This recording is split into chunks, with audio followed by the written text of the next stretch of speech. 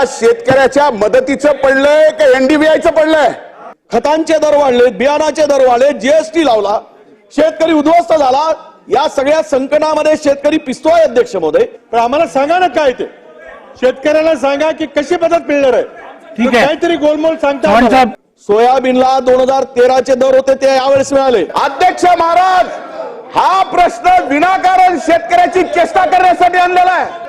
एक मंत्री उभा होतो, दुसरा मंत्री उभा होतो. आपण एनडीबीआय वगैरे सांगून शेतकऱ्यांना गुमराह करायचा प्रयत्न चाललाय. हे मम्बो जम्बो चाललंय. एक त्यावर वेगळी चर्चा ठेवा. शेतकऱ्यांना मदत मिळणार आहे का नाही हा खरा प्रश्न आहे. तुम्ही जरा समजवत्या ना, ही काय पद्धत नाही. केव्हाचे होते त्यांना विचारा प्रश्न. जे झपाट्यानं शेतकऱ्यांच्या आत्महत्या चाललेल्या आहेत, या सरकारचं लेट लतीफी जे म्हणतो ना अध्यक्ष मला, ते धोरण आहे. तुम्हाला शेतकऱ्याच्या मदतीचं पडलंय का एनडीबीआयचं पडलंय? का एनडीबीआयच्या संदर्भामध्ये नाही, बसून घ्या. फक्त समोरच्या मंत्री महोदय, एनडीआयचा मराठी मधला विषय सदनाला उत्तर मिळालेलं आहे. आपण बसून घ्या. शेतकऱ्याच्या मदतीचं काही घेणं देणार नाही.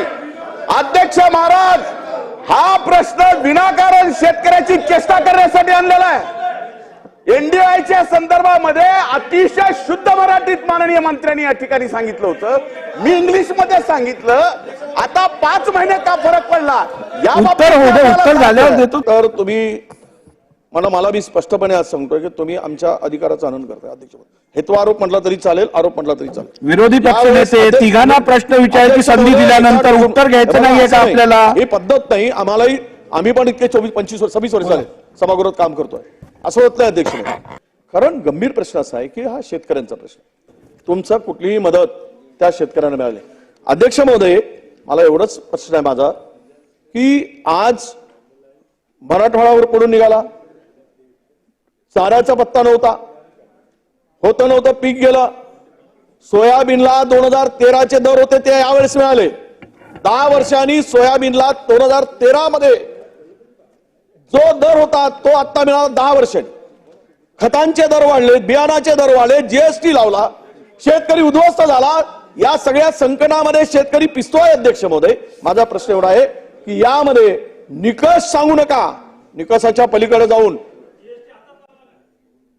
हो, तुम्ही लावलात, तुम्हाला पाहिजे काय उत्तर?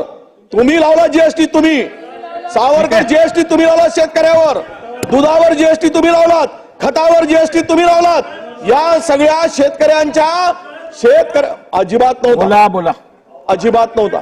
आणि म्हणून विरोधी पक्षनेते प्रश्न त्यांना थांबवा. विरोधी पक्ष बोलत असताना मग मी पण मंत्री बोलत असताना उभं राहून हे करेल.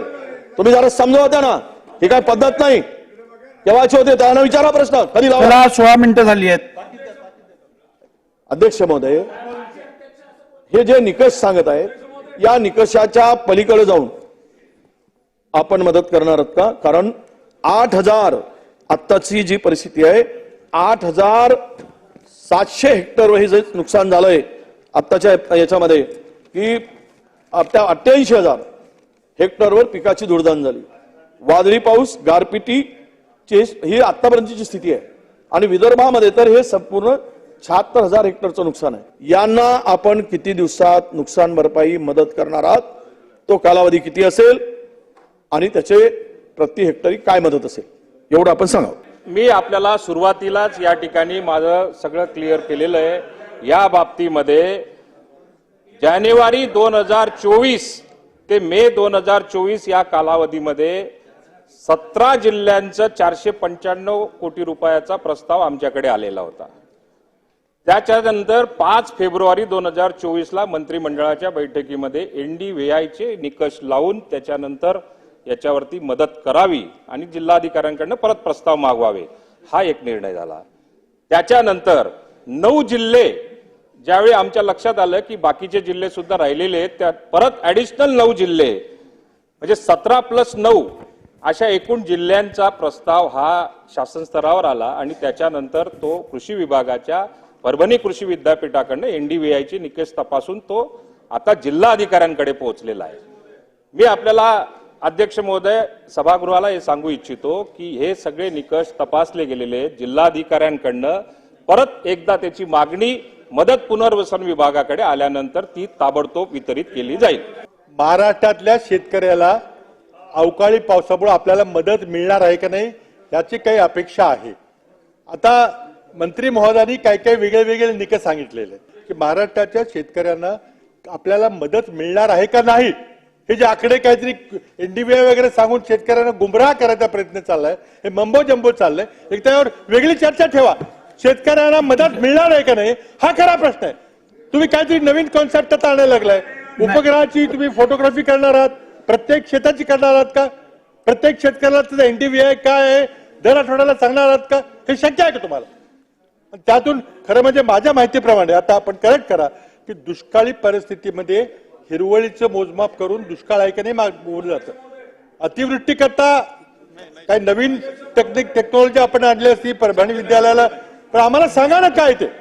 शेतकऱ्याला सांगा की कशी मदत मिळणार आहे. ठीक आहे. काहीतरी गोलमोल सांगता चव्हाण आम्हाला. साहेब, मदत चव्हाण मिळणार आहे साहेब. का हे शेतकऱ्याला कळलं पाहिजे त्याच्यातून. ठीक आहे. अध्यक्ष महोदय, मंत्री महोदय, आपण नाही, एक मिनिट. चर्चा मला वाटतं हा करून प्रश्न- उत्तर सांगा. महाराष्ट्रामध्ये अध्यक्ष महाराज जे झपाट्यानं शेतकऱ्यांच्या आत्महत्या चाललेल्या आहेत, या सरकारचं लेट लतीफी जे म्हणतो ना अध्यक्ष महाराज ते धोरण आहे. शेतकऱ्यांना अजूनही भरोसा नाही अध्यक्ष महाराज. सरकार पाठीशी हो पाठीशी असं सांगतात. मी मराठवाड्याला गेलो होतो, त्या मंत्र्यांच्याच मतदारसंघात गेलो होतो अध्यक्ष महाराज. तिथेही शेतकऱ्यांच्या आत्महत्या अध्यक्ष महाराज, बागाच्या बागा पेटलेत अध्यक्ष महाराज. पण- यांनी सदृश्य नाही काय चाललंय आम्ही मला तुम्हाला एक- हा सांगतो, प्रश्न अध्यक्ष संपलेला आहे. आपण उभं राहून त्याच राज्याचा प्रश्नावर आत्महत्या बोलता. करतो एक अध्यक्ष मिनिट. महाराज. या विषयावरती याच्यावर गंभीर कारवाई या करतो. विषयावरती विरोधी पक्षाचा प्रस्तावही आहे जो आपण चर्चेला घेणार आहोत.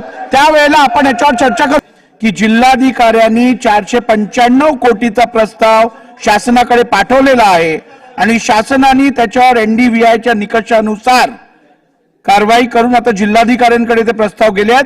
15 जुलैच्या आधी ते वितरण होईल असं शासनाकडनं उत्तर आलेलं आहे. त्यामुळे समाधानकारी उत्तर आल्यामुळे आपण आता पुढे जाऊ.